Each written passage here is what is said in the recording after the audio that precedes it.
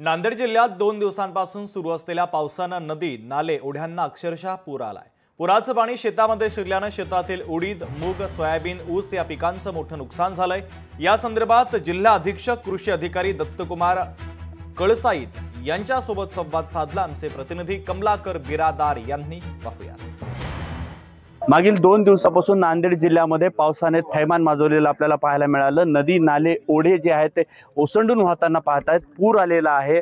नदी नाल्याच्या काठची जी गावं आहेत त्या गावामध्ये पाणी शिरलेलं आहे, शेतीमध्ये पाणी शिरलेलं आहे। आपल्यासोबत जिल्हा कृषी अधिकारी आहेत। सर, काय सांगाल, किती क्षेत्रात नुकसान झालेलं आहे आणि सध्या काय परिस्थिती आहे? अजून जर 2 दिवस हा पाऊस राहिला तर काय परिस्थिती आहे? आम्ही या ठिकाणी जे काही पिकांचं नुकसान वगैरे झालं, एक धावती व्हिजिट देत आहे आम्ही। आणि यामध्ये आता जिल्हाधिकारी साहेबांची एक ऑनलाईन व्हिजिट सुद्धा झाली। कालपासून आम्ही जिल्हाधिकारी साहेबांच्या संपर्कात आहोत।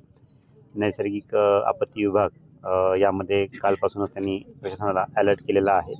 आम्ही आमच्या सगळ्या क्षेत्रीय अधिकारी कर्मचाऱ्यांना सुद्धा याविषयी सूचना दिलेल्या आहेत।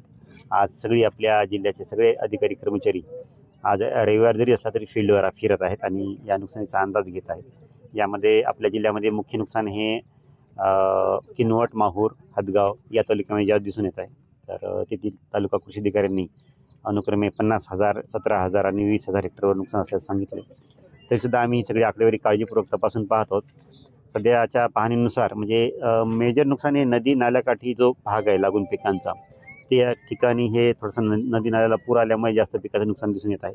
अशा ठिकाणी आम्ही प्राथमिक नुकसानीचे अंदाज शासनाला आम्ही कळवित आहोत। आज यामध्ये जर 2 दिवस आणखीन हा जर पावसाचा जोर वाढत राहिला तर हे नुकसानीचे नुकसान जे आहे ते आणखीन मोठ्या प्रमाणात वाढण्याची शक्यता वर्तवली जाते। कमलाकर बिरादार, लोकशाही मराठी, नांदेड।